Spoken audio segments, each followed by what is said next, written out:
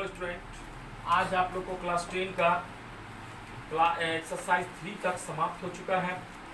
Exercise 4 में exercise का नाम है लोकतंत्र की उपलब्धियां। लोकतंत्र की उपलब्धियां एक्सरसाइज 4 है, सिविक्स पेज नंबर 109 पर इसका प्रश्न उत्तर दिया। टोटल 5 प्रश्न है। बता दें कि लोकतंत्र में कोई भी वर्ग जो होता है, कोई भी काम जो होता है, कोई सांसद या लोकसभा के सदस्य अपने आप नहीं करते हैं। जब तक किसी चीज का बैठक नहीं होता है, जब तक प्रधानमंत्री अपने कैबिनेट में किसी बात का, है ना, राज्य सरकार भी किसी काम के लिए केंद्र सरकार के लिए उत्तरदायी होता है।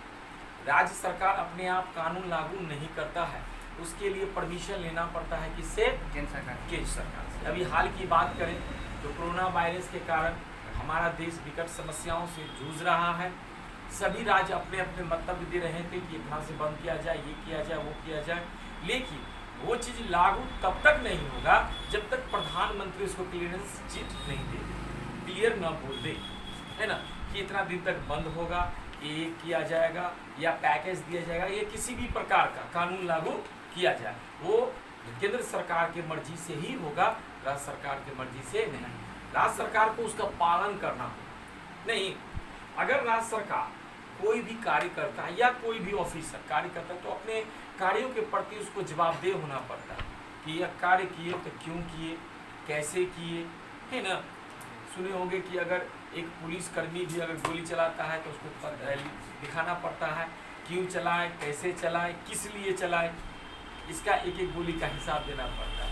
उस तरह से प्रत्येक कार्य के लिए राज्य सरकार या उसके ऑफिसर या उसके कार्यकर्ता कोई भी हो, वो अपने कार्यों के प्रति उत्तरदायी होना पड़ता है, इसलिए उसको बैच सरकार का गठन करना पड़ता है।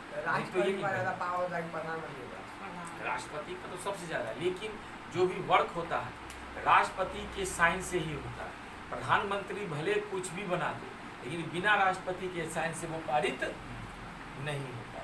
हाँ, कुछ मामले जो है वो प्रधानमंत्री खुद से ले सकते हैं, नहीं, लेकिन उसको भी परमिशन कहाँ से लेना होगा? राष्ट्रपति से, हस्ताक्षर से। ठीक है, चलिए पहला नंबर प्रश्न लिखिए आप लोग। लोकतंत्र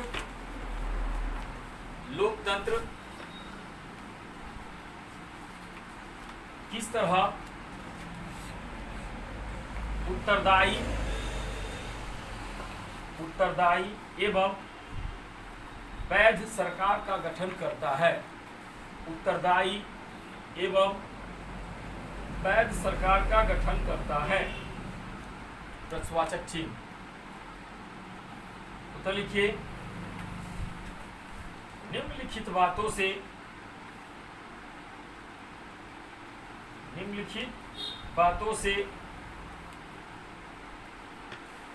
हमें पता चलता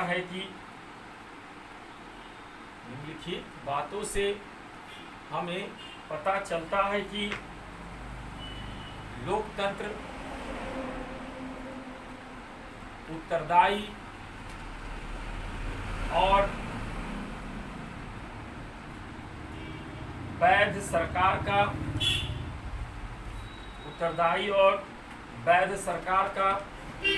गठन करता है। हेडिंग चेंज करके पहला नंबर उत्तरदायी सरकार देकर तीर का निशान दीजिए।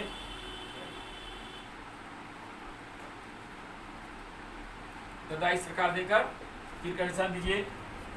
लोकतंत्र में सांसद या विधायक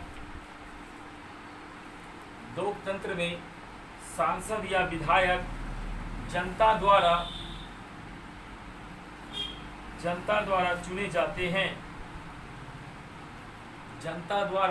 चुने जाते हैं। Full stop. उन्हें इस बात को सोचना पड़ता है कि पुनः उन्हें 5 वर्षों के बाद उन्हीं मतदाताओं के पास उन्हीं मतदाताओं के पास जाना है, फुल स्टॉप। इस कारण वे अपने पर उत्तरदायित्व महसूस करते हैं, उत्तरदायित्व महसूस करते हैं, फुल स्टॉप। इस कारण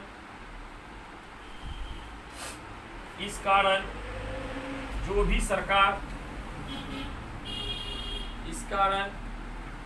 सरकार गठित होती है वह उत्तरदायी सरकार होती है, फुल स्टॉप। उसे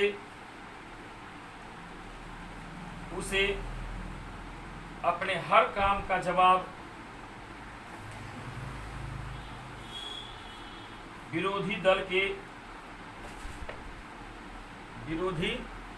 के सांसदों को देना पड़ता है, विरोधी दल के सांसदों को देना पड़ता है, फुल स्टॉप। Heading change. वैध सरकार देकर के कंडीशन लीजिए, वैध शासन है। वैध सरकार, वैध सरकार की कंडीशन लोकतंत्र में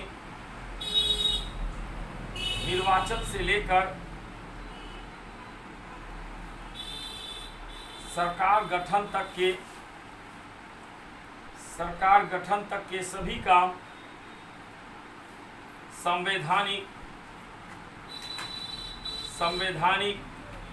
प्रावधानों के तहत सरकार गठन तक के सभी काम संवैधानिक प्रावधानों के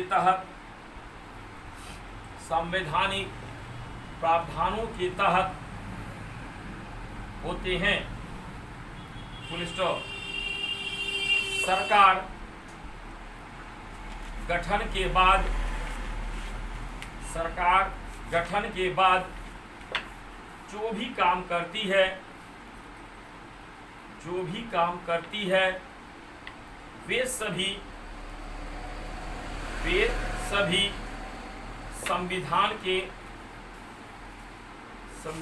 के नियम के तहत होते हैं, फुल स्टॉप। यदि सरकार कोई गैर कानूनी काम करती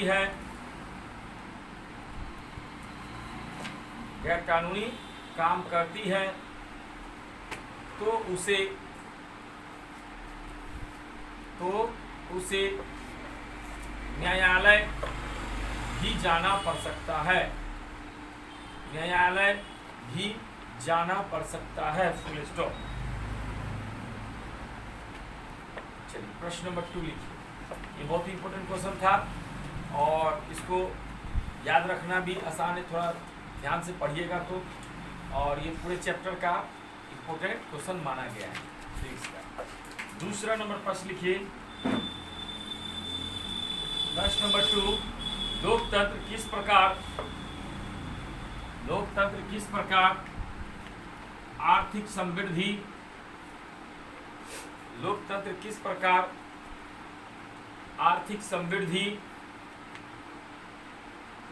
एवं विकास में सहायक बनता है, समृद्धि एवं विकास में सहायक बनता है,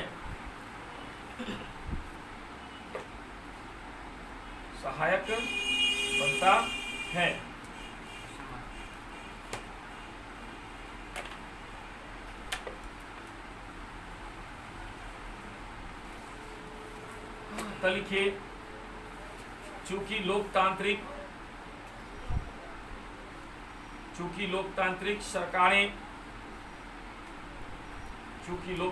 सरकारें उत्तरदायी और वैध होती है,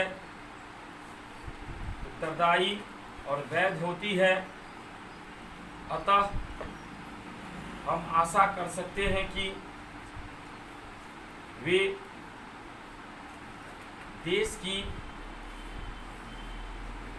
आर्थिक समृद्धि और उसके विकास से संबंधित कामों को करेगी।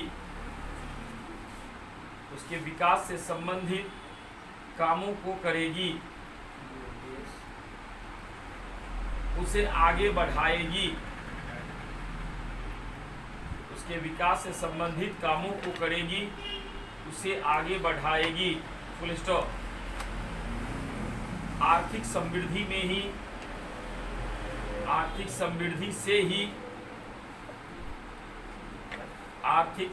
से ही देश में खुशहाली आ सकती है। आर्थिक समृद्धि से ही देश में खुशहाली आ सकती है। Full stop. देश में खुशहाली होगी तभी हम कह सकते हैं कि देश विकास कर रहा है।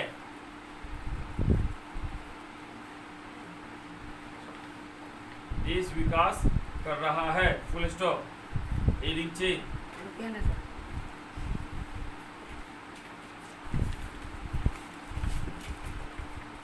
Heading change. यदि हम लोकतांत्रिक शासन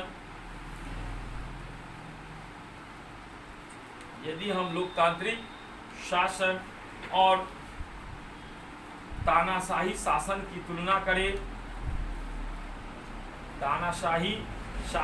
तुलना करें तो हम पाते हैं कि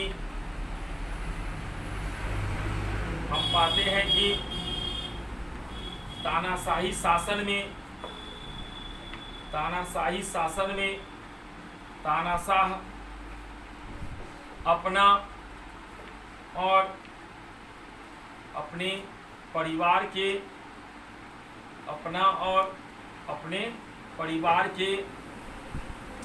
विकास में ही लगा रहता है। Full stop. वही लोकतंत्र में शासक सदैव जनता के हित की बात सोचते हैं। वही लोकतंत्र में शासक सदैव जनता के हित की बात सोचते हैं। Full stop. थर्ड नंबर प्रश्न लिखिए। तीसरा प्रश्न लिखिए। तीसरा, लोकतंत्र किन स्थितियों में सामाजिक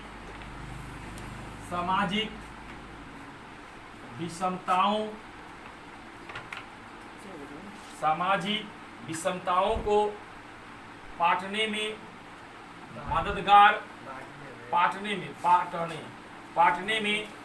मददगार होता है और सामंजस्य के वातावरण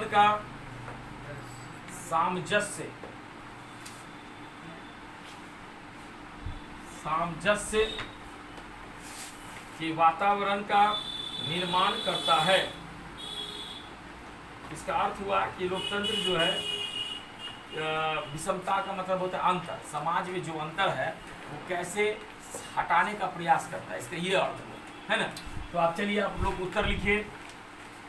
निम्नलिखित स्थितियों में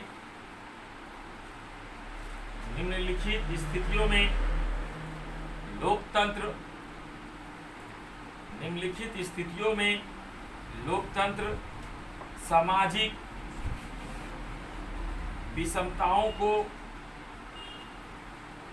विषमताओं को पाटने में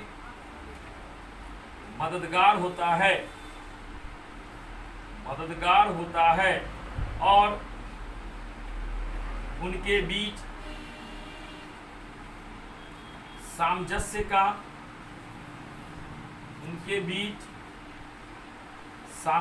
का निर्माण करता है।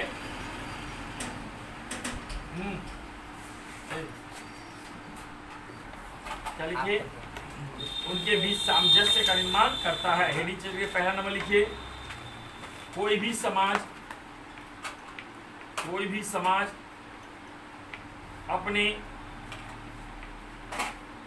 मतलब निर्माण करता है के बाद पहला नंबर ऐसे दीजिएगा, पॉइंट है ना। कोई भी समाज अपने विभिन्न समूहों के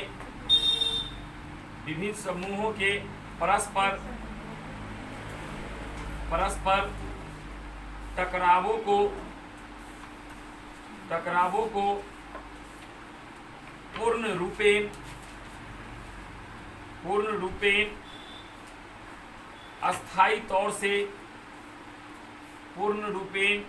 अस्थायी तौर से समाप्त नहीं कर सकता, फुल स्टॉप। लेकिन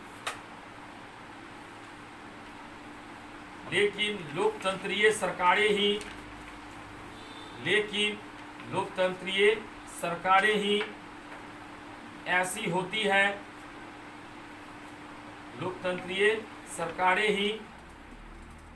ऐसी होती हैं जो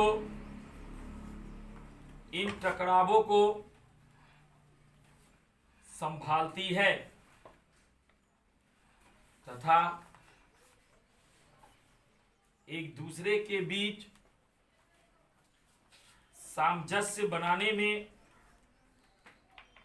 सफल होती है तथा एक दूसरे के बीच सामंजस्य बनाने में सफल होती है।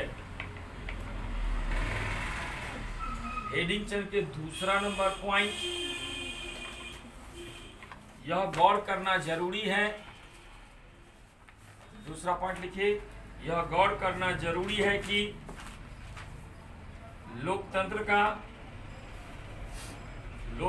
का सीधे सीधे अर्थ बहुमत की राय से शासन करना भर नहीं है। शासन करना भर नहीं है, फुल स्टॉप।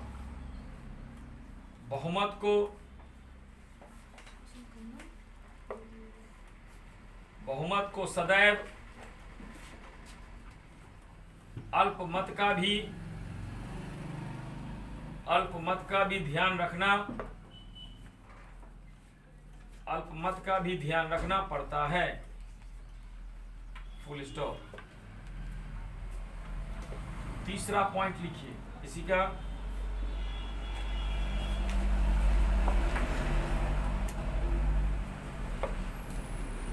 बहुमत के शासन का अर्थ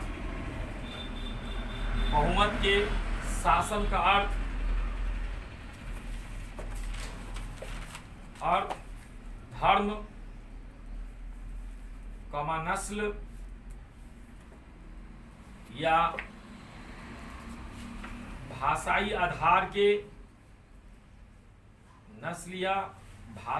आधार के बहुमत का शासन नहीं होता, फुल स्टॉप। बहुमत के शासन का अर्थ होता है कि बहुमत के शासन का अर्थ होता है कि हर निर्वाचन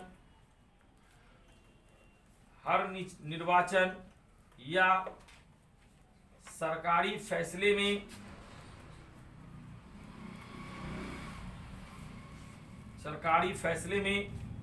विभिन्न लोग या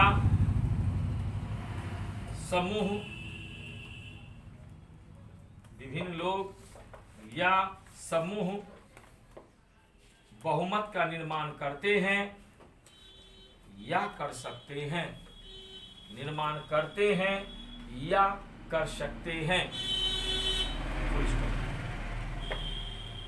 क्वेश्चन नंबर 4।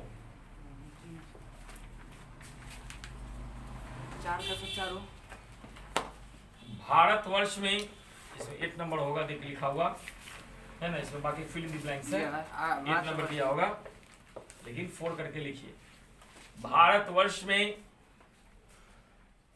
लोकतंत्र के भविष्य को आप किस रूप में देखते हैं? भारतवर्ष में लोकतंत्र के भविष्य को आप किस रूप में देखते हैं?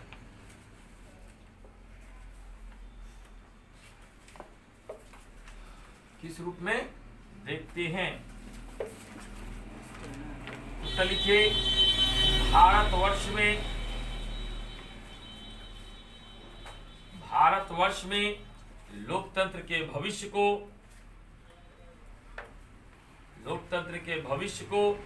हम हो रहे नए प्रभात के रूप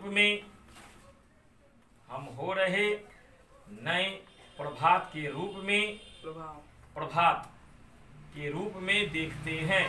फुल स्टॉप। लोकतंत्र को पूर्णतः सफल होने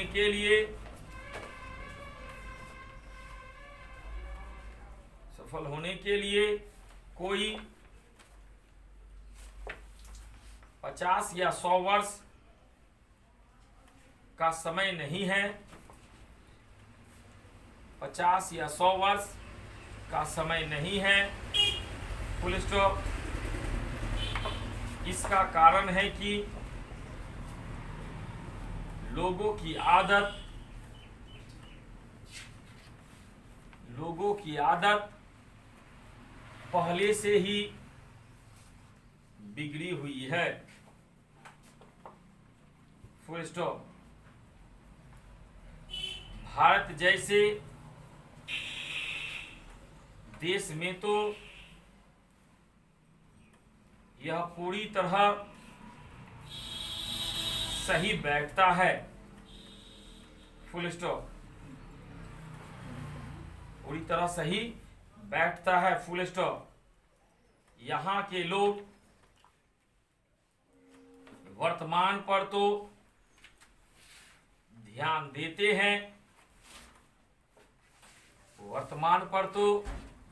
देते हैं, लेकिन उसे भविष्य की भी चिंता अधिक होती है। Full stop.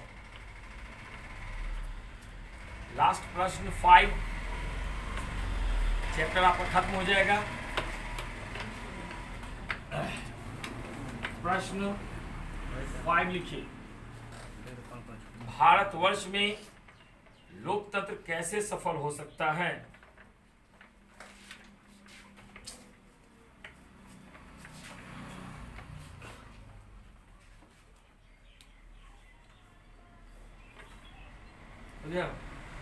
उत्तर लिखिए।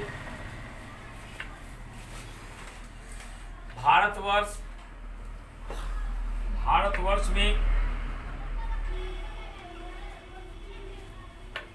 में लोकतंत्र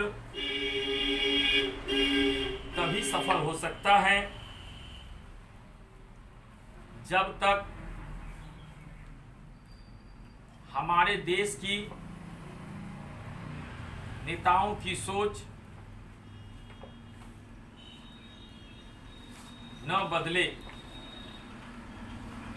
तभी सफल हो सकता है जब तक कि नेताओं की सोच बदले। ऐसे कर दिए, नेताओं की सोच बदले। Full stop. भारत में लोकतंत्र के आगे कुछ समस्या है, तो बस यह कि बस यह कि नेताओं में वैसी ही त्याग की भावना आ जाए, वैसी ही त्याग की भावना आ जाए जैसा स्वतंत्रता आंदोलन के समय था, जैसा स्वतंत्रता आंदोलन के समय था। Full stop. दूसरी बात यह है कि नेताओं में परिवारवाद की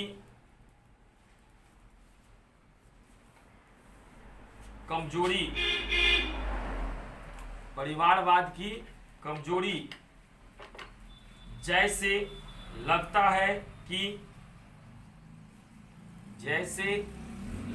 है कि यहाँ लोकतंत्र न होकर राजतंत्र हो।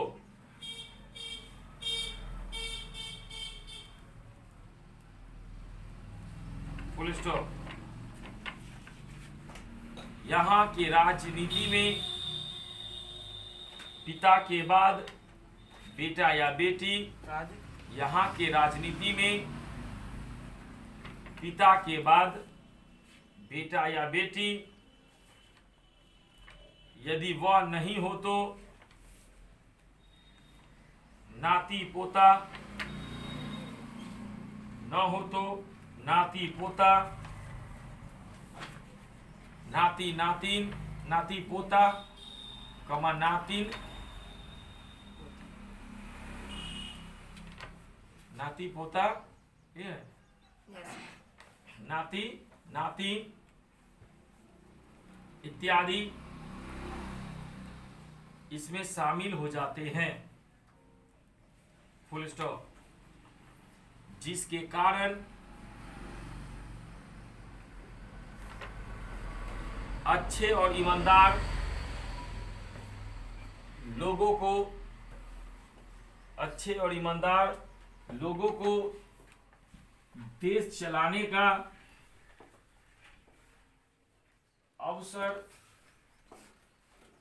नहीं मिल पाता है। Full stop.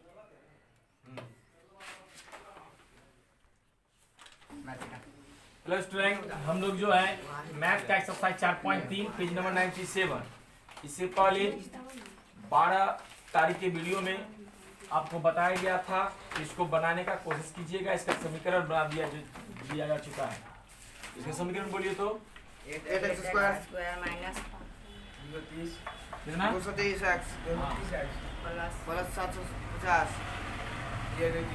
बराबर। हम कहते हैं गुणनखंड में अगर थोड़ा मुश्किल हो तो आप डी का भी इस्तेमाल कर सकते हैं। हम लोग ख्याल से डी थोड़ा जो गुणनखंड थोड़ा बहुत मुश्किल पड़ेगा है, इसलिए हम डी का इस्तेमाल करेंगे। देखिए डी का इस्तेमाल काहे नहीं, कोई बात नहीं, गुणनखंड से भी कर सकता है। इसको कुछ बोल रहे हैं हम, क्या बोले कि जब भारी लगे तो आप इसका भी इस्तेमाल कर सकते हैं। 200 plus 30 D square minus 4ac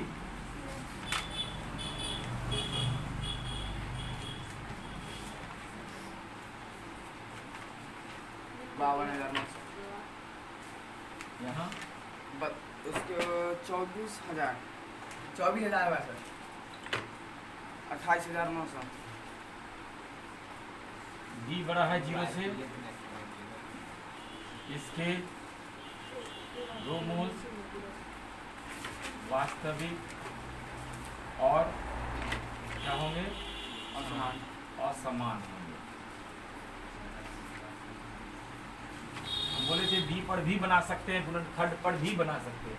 हम बोले थे कि अगर आप अल्फा बीटा दीजिएगा तो 2 ठो निकलेगा, और एक्स दीजिएगा तो एक ही ग्रुप में निकल जाएगा। नहीं, दोनों तरीका है। तो अल्फा बीटा कहाँ दीजिएगा, एक्सेस से निकाल लीजिए और प्लस माइनस करके एक ही रूट पर, ये वर्ड प्रॉब्लम है, आप वर्ड प्रॉब्लम ऐसे सॉल्व कर सकते हैं। शून्य खाता निकालने के लिए तो अल्फा बीटा करके अलग अलग निकाल सकते थे। अगर आपको कहेगा सिर्फ इससे निकालना है, वर्ड प्रॉब्लम निकालना है, तो आप ऐसे निकाल सकते हैं, आसान हो जाएगा। चलिए मान बैठाएं, 230 प्लस माइनस 289 बट्टा 8, 230 प्लस माइनस इसका वर्गमूल 170, 8 दूना 16। एक बार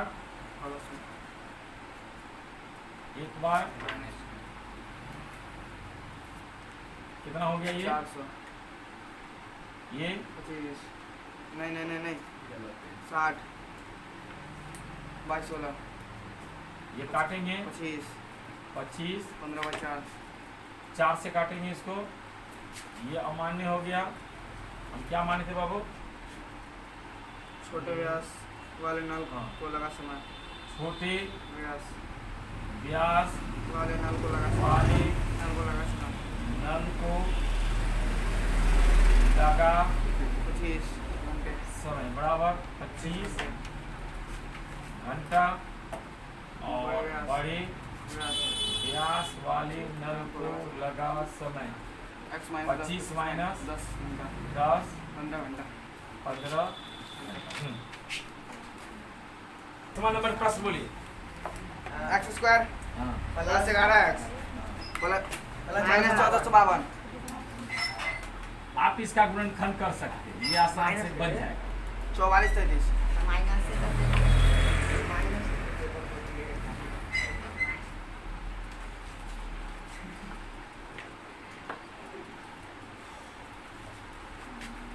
ग्यारह 33, 11 दूना 22, 22 दूना 44। 44, सर तो 44x माइनस 33 माइनस 33 है। 44 में 33 गया 11 बचेगा 1452 बराबर 0। x कॉमन ले लेंगे। अगर तुमको लगता है कि ये थोड़ा भारी है तो आप d पर भी निकाल सकते हैं। x प्लस 44 x माइनस 33 बराबर 0। x प्लस 44 बराबर 0 माइनस 44। ये अमान्य हो गया आपके बुक में। आपका सवारी गाड़ी की चाल, सवारी गाड़ी की चाल क्या मानेंगे? 33 किलोमीटर प्रति घंटा। और एक्सप्रेस गाड़ी की चाल, एक्सप्रेस गाड़ी की चाल 33 प्लस 11 44 किलोमीटर प्रति घंटा। x स्क्वायर हाँ माइनस 6x माइनस 216 आराम से बनाया 216 का लघुत्तम 12 यहाँ करेंगे 54 27 9 3 कितना? 18 12 9 9 दूना 18, 3 दूना 6 दूना 12, 18x प्लस 12x माइनस 200 बीच में प्लस हो जाएगा। x माइनस 18 12 कॉमन लेंगे, x माइनस 18 बराबर 0।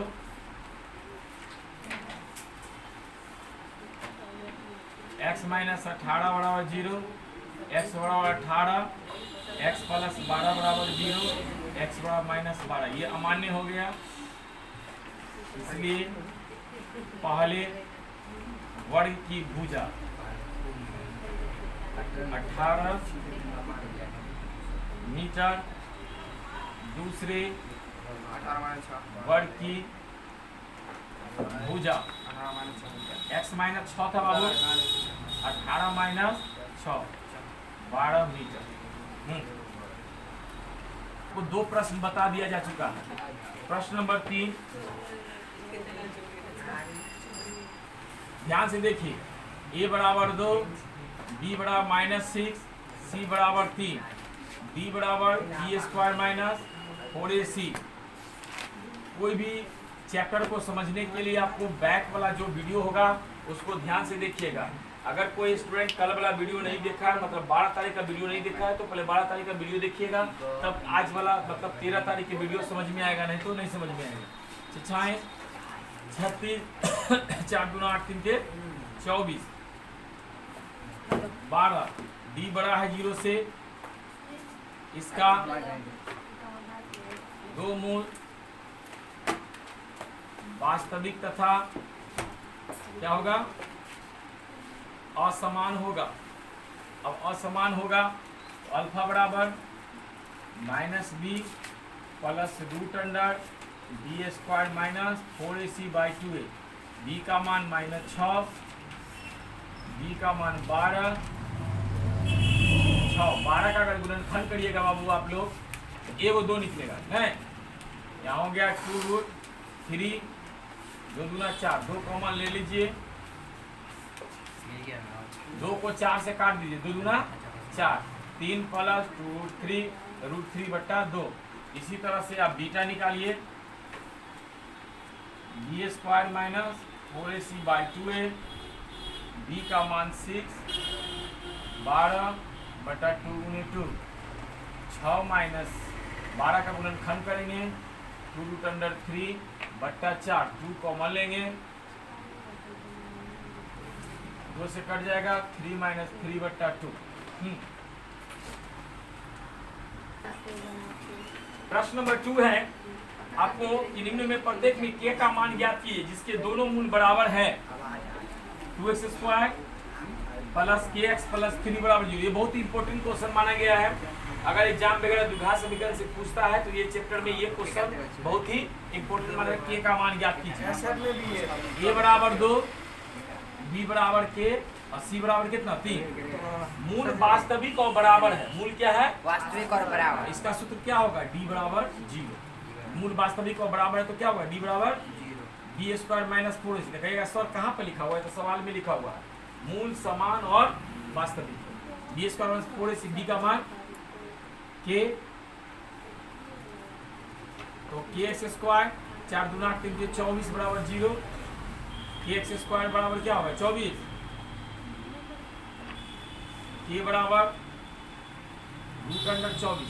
अगर इसका गुणनखंड आप लोग करिएगा 12, 6, 3, 1 2 निकल जाएगा, 2√6 इसका आंसर। ये हो गया पहला a। उसी तरह से b है kx x माइनस 2 प्लस 6 बराबर 0। इसको पहले गुना करिए बाबू, kx square minus 2kx plus 6 बराबर 0। a बराबर क्या मानिएगा? k, b बराबर -2k और c बराबर क्या मानिएगा? 6। मूल वास्तविक को बराबर है b स्क्वायर माइनस 4ac बराबर 0, 2k स्क्वायर माइनस 4k गुने c 6 बराबर 0, 2 दूना 4 और चौके 24 के बराबर 0। 4 के कॉमन ले लीजिए, 4 के कॉमन ले लिए तो k हट गया, 4 छक्के 24, k माइनस 6 बराबर 0/4k, k माइनस 6 बराबर 0, k बराबर 6। इस तरह से ये समाप्त हो गया। अब प्रश्न नंबर 3, 4, 5 जो बचा है उसके लिए एक पेज पर एगो बनाइए और जगह छोड़ दीजिए ताकि आप लोग दोबारा बना के अगले वाला वीडियो में इसको सॉल्व किया जाएगा। क्या एक ऐसे आम का बगीचा बनाना संभव है जिसकी लंबाई चौड़ाई से दुगुनी है? माना कि चौड़ाई बराबर x, लंबाई क्या है? दुगुनी 2 है। आयत का क्षेत्रफल, आयत का बराबर कितना है? 800 मीटर स्क्वायर। आयत का क्षेत्रफल क्या होता है? लंबाई गुने। अब घर से इसको आप लोग 2x गुने x बराबर 800 इतना ही पर छोड़ रहे हैं। इसके आगे आप लोग खुद से बना के लाना है। देखिए ट्राई करके, नहीं बनेगा तो हम बताएंगे। क्या यह संभव है कि यदि वर्तमान आयु ज्ञात कीजिए, 2 मित्रों की आयु 20 वर्ष है। माना कि पहले मित्र की आयु बराबर x वर्ष, दूसरे मित्र की आयु योग दिया हुआ है, क्या चीज जानते हो? 20 दिया हुआ है, तो 20 माइनस x, 4 वर्ष पूर्व, 4 वर्ष पूर्व का मतलब पहले होता है। Yes sir.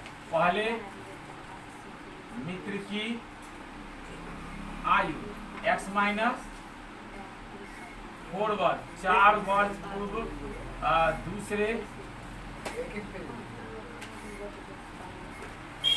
मित्र की आयु 20 minus x minus 4 16 minus x. प्रश्न से दोनों के आयु का नहीं बोलते हैं तो जो भी गुणनफल आपके बुक में दिया हुआ है 48, मतलब x माइनस 4 16 माइनस एक्स बराबर 48। x को 16 से गुना करेंगे 16x माइनस एक्स स्क्वायर 16 चौके 64 4x बराबर 48 x square 16 4 20x minus 64 minus 48 minus x square plus 20 से जुड़ जाएगा 4 12 6 4 10 1 11 4 12 6 4 10 1 11 बराबर 0। इसका गुणनखंड कर लीजिएगा। 5 नंबर बता रहे हैं। 5 नंबर प्रश्न है यदि परिमाप 80 तथा क्षेत्रफल इतना हो तो पार्क बनाना संभव है, यदि हाँ तो लंबाई चौड़ाई ज्ञात कीजिए। माना कि लंबाई बराबर x, आयत का परिमाप आपकी बुक में दिया है 80 मीटर। 2 इंटू लंबाई प्लस चौड़ाई बराबर 80। 2 को उस साइड ले जाइए, लंबाई चौड़ाई नहीं पता है हमको, 80/2 चौड़ाई बराबर कितना हो जाएगा, 2 से 80 काट दीजिए 40x है ना। उसके बाद आयत का क्षेत्रफल आपके बुक में दिया है, आयत का क्षेत्रफल बराबर 400 मीटर स्क्वायर। आयत का क्षेत्रफल होता है लंबाई गुने चौड़ाई बराबर 400। लंबाई कितना है बाबू x, चौड़ाई है 40 माइनस एक्स बराबर 400। गुना कर दें, इसको सीधा कर लें, minus x square plus 40x minus 400। अब इसको आप लोग खुद से सॉल्व करके लाइएगा और देखिएगा कि किस टाइप से बनता है। इसके बाद आपको पूरा का पूरा हम लोग सॉल्व